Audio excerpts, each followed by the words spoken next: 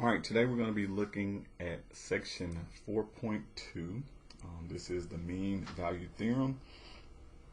I'm just going to do a short overview.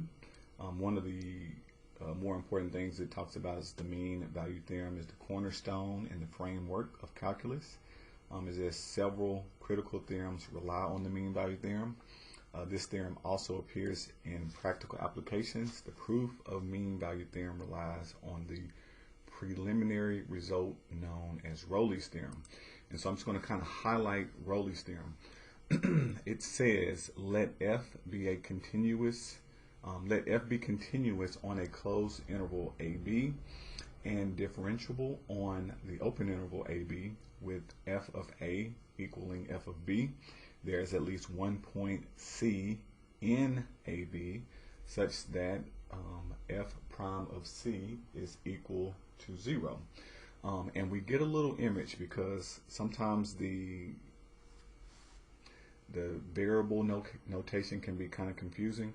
Basically, it says you have a function, one endpoint, the y value.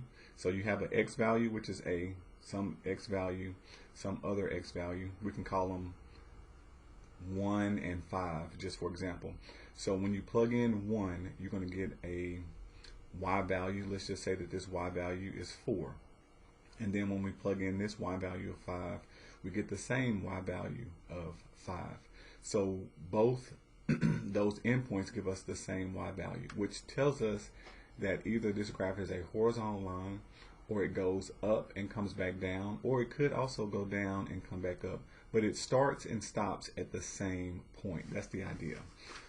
And then it gives you some different cases, but it just lets you know that at some point, even if it's a horizontal line, some point the derivative is going to be equal to 0 if the starting and ending point are at the same height. And so you can kind of go through these cases. It talks about some of the reasons why the definition is set up as such. When it says closed and differentiable, that means it is continuous.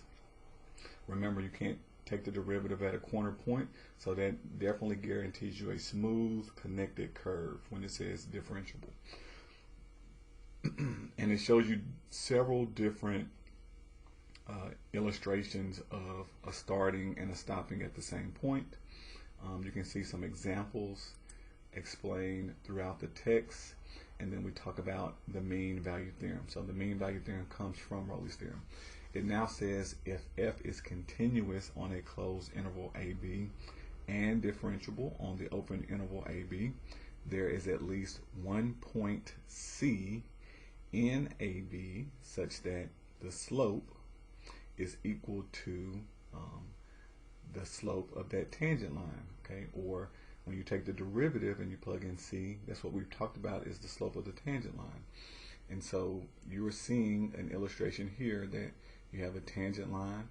You also have a secant line, which is just a regular slope, goes through 2 points. Those two slopes are going to be the same. And so that is the indication of the mean value theorem,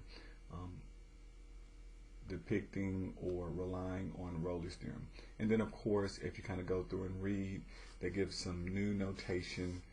This LC is going to be the slope of that secant line, and then you find the slope of the tangent line, and then there's just several more examples. So this is just a slight overview. You get some consequences of the mean value theorem. So I'll let you go through and read through those. Some functions that differ by a constant. So this will also be important. And then we have the problems. So with that, I'm going to skip over and we're going to start working some examples in my math lab.